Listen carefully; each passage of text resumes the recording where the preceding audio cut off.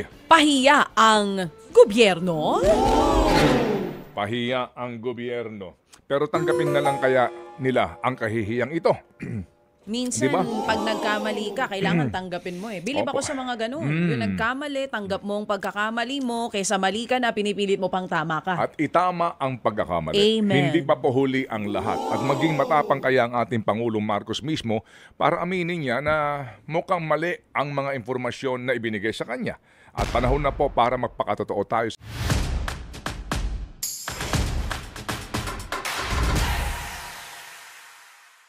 Attorney, kung ikaw ang abogado ng gobyerno, paano mo lulusutan yung katanungan kahapon ng mga kagalang-galang na mahistrado? Anong tanong? Unang-una sa lahat, Define forthwith? hindi, wala pa sila doon. Hindi pa forthwith ang pinadedefine. Alam mo, depende yan sa abogado kung nasaan siyang panig. Kasi nga dito po, ako humahanga ako kay Solgen Menardo Guevara. Mahusay na abogado yan. Hindi matatawaran, talino yan. At experience yan.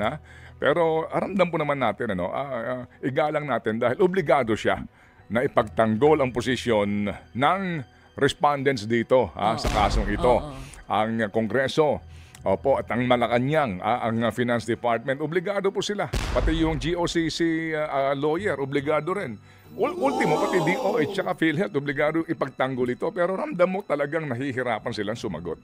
Diba? Kasi nga sa mga basic na naman na pinag-uusapan. Alright? So kapag pinag-uusapan din natin ang mga abogado sa kanilang tungkulin na ipagtanggol ang kanilang mga kliyente, ganun ho naman talaga yun. Kahit na nga, alam mo nang guilty Di ba? Ramdam mo na, nakita mo na, caught na in flagrante delicto na Di ba?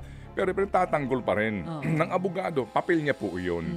Okay, so depende yan kung nasaan kang banda. Kasi nga, ang definition ng napakasimpleng salita sa isang batas ay maaring iba ang kahulugan sa bawat abogado. Kaya nga ng forthwith, nakita ho ninyo. Oo, na inabot nga ng isang buwan. Forthwith? Anong isang? Hindi pa tapos to. Hindi, sinasabi. Yun na nga, hanggang ngayon di pa rin tapos kung ano ba talaga kahulugan yan. Siguro pag tinanong mo yung grade 6, alam na kaagad na desisyon.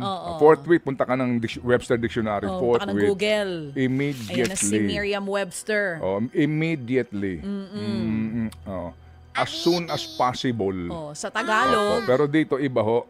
Within reasonable time. Yun. Nabago na.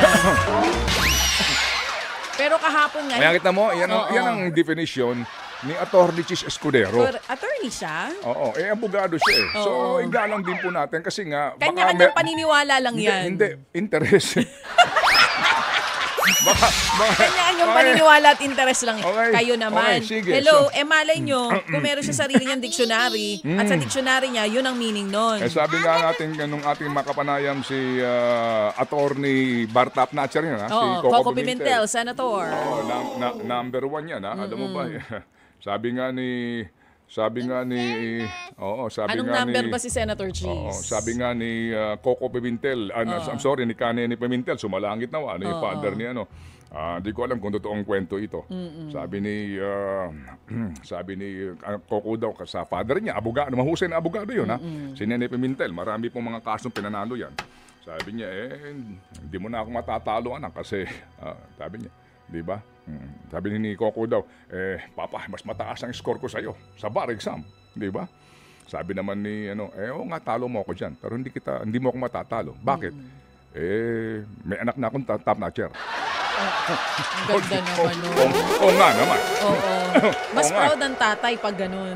Okay, asa na ba ako? Nandun ka nga sa forthwith, pero kahapon hindi yan ang pinagtalunan sa Korte Suprema. Ang pinagtatalunan pa rin yung reserve fund at excess fund. Yun ang maganda, kahapon. Hindi ba? Okay, nagkaroon, alam niyo mahusay si Justice Dima Ampao, right? Okay, Justice Dima Ampao, di ba? Kasi pakikinggan mo yung kanyang interpellation, dahan-dahan lang. Pero klaro yung mga salita. Sabi nga niya, sa mga nakikinig ngayon sa atin ng mga students of law, maganda itong pag-usapan. Sigurado ko assignment ng mga law students yan, di ba? Kasi napakasimple, di ba? Yung definition ng ano ba ang ibig sabihin ng reserve fund.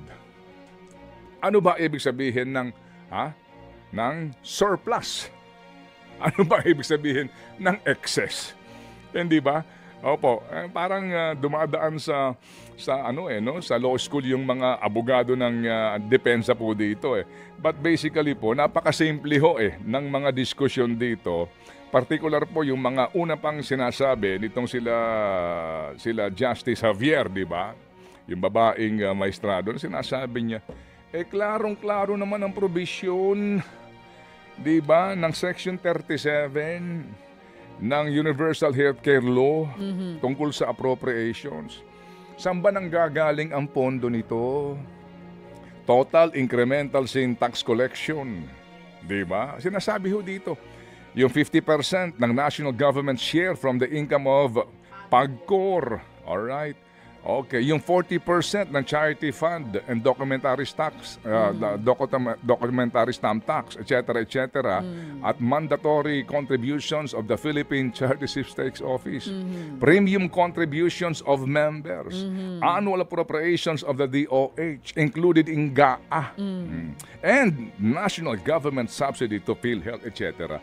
So sinasabi niya, yung sin tax, di ba special ito na batas at may special talagang paglalaanan yung pondo, 'di ba? So bakit niya na special, specific yan, diyan para yan sa kalusugan ng mga Pilipino? Ano ang special sa tulay na may pondo na? Di ba narinig niyo ho yun?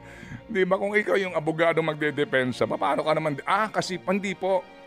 Kasi po, poder ng Kongreso, yun ang pinakamaiksi at mabilis na lusot. Hindi po. Because it is in the power of Congress to appropriate. Diba? Bumuo ng GAA. Sa GAA na iyan, maaari silang kumuha ng mga pera para ponduhan ang gusto nilang ponduhan. Diba? Yun ang napakasimple at madaling lusot. Hindi po ba? Pero sinasabi nga nila, sandali lang. Ilalagay mo ito sa ang pondo. Ito, tulay na ito. Di ba itong tulay na ito, may Korean Exim Bank funding na ito? Nasimulan na ba itong tulay na ito? Hindi pa. Pero may pondo na siya, di ba? Opo. Ba't mo popondohan pa ng pera para sa kalusugan? Checkmate. Pwede na nilang gamiting depensa yung bumagsak na tulay para po hindi bumagsak kagaya po nung nangyari doon sa Cagayan. Pwedeng ganun ang gawin, ano? Okay. Hindi sila makakalusot kay Associate Justice Javier kasi sinasabi niya dito, sacred po yung reserve fund ng PhilHealth. Yes, pwede yung ibalik sa National Treasury pero dapat gagamitin sa health, kalusugan. Pa rin. Doon pa rin dapat ang punta. Bakit napunta sa tulay? May kalusugan ba yung tulay? May kalusugan para hindi bumaluktot. May kalusugan ba yung tulay? Bakit sa tulay napunta? Bakit doon yun nilagay? Baka nagkaroon ng scoliosis. Pero sabi mo nga, magaling ang abogado ng gobyerno. Okay. Sabi ni Soljen Menardo Guevara, common sense kasi yan. Yung pagkuha ng pondo, di ba? Galing dun sa yung unused funds ng GOCC para ibalik sa National Treasury. Para pondohan yung infra. Common sense. Hindi nga mga kapatid. Yung ulitin ko lang igalang lang po natin yung panig po ng depensa dito. Kasi obligasyon po nila yun. Yes, okay? That's the responsibility. Pero ako nararamdaman ko mismo, kumbaga, ang hirap ng trabahong ito. Right? Hindi naman sila pwedeng, Your Honor, tama po kayo. Mali ang Malacanang dito. Di ba? Anyway, may isang maestrado na hindi na napigilan ng kanyang sarili. Ay, nako. Hindi na ho nakapaghintay dun sa ponente, kumbaga yung desisyon na ilalabas dito. Ay, nako. Anong sinasabi ni Justice Antonio Co. Jr.? Ay, marami siya sinabi. Buti na lang, inabot natin ito kahapon, saktong-sakto. Habang sinasabi niya yun, malamang pumapalakpak ang mga petitioners dito. Una, sabi niya, probably, it's time to overhaul PhilHealth and change the board for not complying with what the law requires. Hindi kasalanan ng tao yan for not availing all of these benefits. Apparently, from your own words, kasalanan yan ng administrasyon, this administration, last administration or the previous administration, at kasalanan yan ng PhilHealth Board. 2 beses niyang inulit yan eh. Wait, there's more. Meron pa. Wait, there's more. Ito ang punch dito. Ano sinasabi niya? Ang sabi niya dito, sa bandang dulo na ba? Gusto mo ng... Oo, yung pan-knockout. As long as the government... Yung pang-knockout. May pang-knockout sa dyan. Ha? Ang sinasabi niya, Solinyo. Ito na nga yun. Ayun na nga. Solinyo. Sabi niya dito, ikaw daw excite ka masyado eh. Ang sabi niya, as long as the government recognizes now, it is now incumbent on the part of the government to return the 60 billion that was transmitted already because it is recognized now. Sa Tagalog, ibalik ang pera ng PhilHealth. FM. Yun. Naku, malamang napastanding ovation yung mga petitioners, ano? So, Your Honors, we rest our case. Meron pa, April 29 daw po ang next schedule po ng oral argument dito. Tama ba? Mamaya hingi tayo ng update dun sa present mismo kung ano ho yung kumbaga summary po ng mga nangyari kahapon. But muli po, tayo po ay nagbibigay ng pagkilala sa lahat ng mga kababayan natin na mga nagmamalasakit na naghain ng petisyon sa kataas-taasang hukuman. Amen. Salamat po sa inyo pong effort dito. Mga kapatid, ito po yung mga tao na lagi po ding nagpapagal sa ganitong mga usapin, ipinaglalaban ang karapatan natin hanggang sa kataas-taasang hukuman. Ito ang ating maituturing na mga lingkod bayan. Hindi man po ito mga politikong lahat, mga kapatid, pero ito po ang totoo din. Hindi matatawaran ang kanila pong commitment to serve the people sa pamamagitan po ng pag-question sa mga usaping legal, sa mga isyong pambayan. Palakpakan po natin sila. Mabuhay kayong lahat. Ito ang ating pong dapat na binibigyan ng pagkilala. Yung mga nasa entablado ngayon, karamihan dyan ay mga payaso. Alaws to. Wala tayong mahita to. Oo. Yung pang mga walang posisyon, no? Oh, sige. Kasama, Ito muna, bago tayo petisyon. maghatid na po ng ating mga balita, baby girl. Kasi Ay, nako. napaka-importante nitong mga nangyayaring oral arguments, mga kapatid. Kasi kahapon si Justice Dima Ampao, no? No, sabi niya, ang galing eh. 'Di ba? Let's call this as X and Y. Ganda ng kanya presentation, ha. Opo. Yan po'y sinasabi din na kung minsan may mga batas din, no, na dahil sa kakulangan ng pagliliwanag sa batas, nagkakaroon tuloy ng multiple interpretations. So, importante yung pagpili mo ng mambabatas. Ang pagiging senador, hindi ito yung para lamang magbigay sa iyo ng guarantee letter. Ang senador, hindi po lamang para magsabi sa inyo na magpapatayo ako dito ng tulay o gymnasium.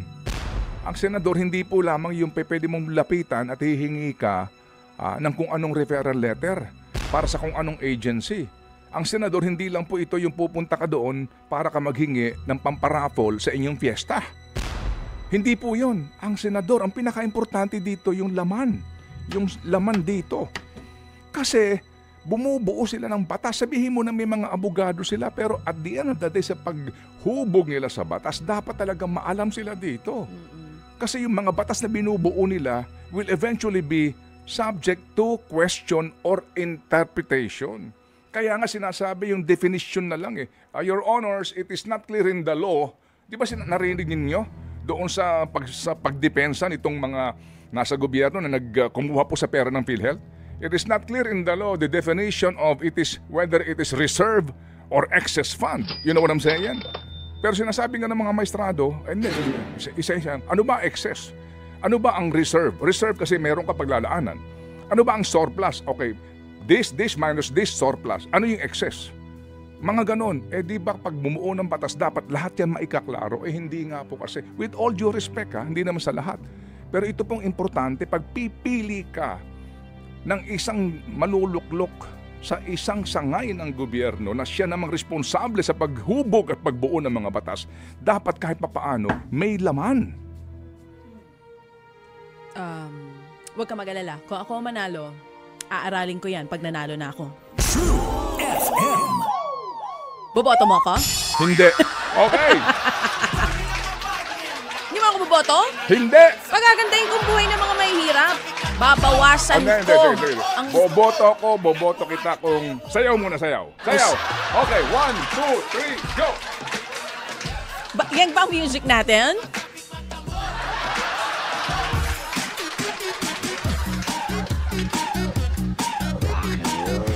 Number 1 sa balota, Zarina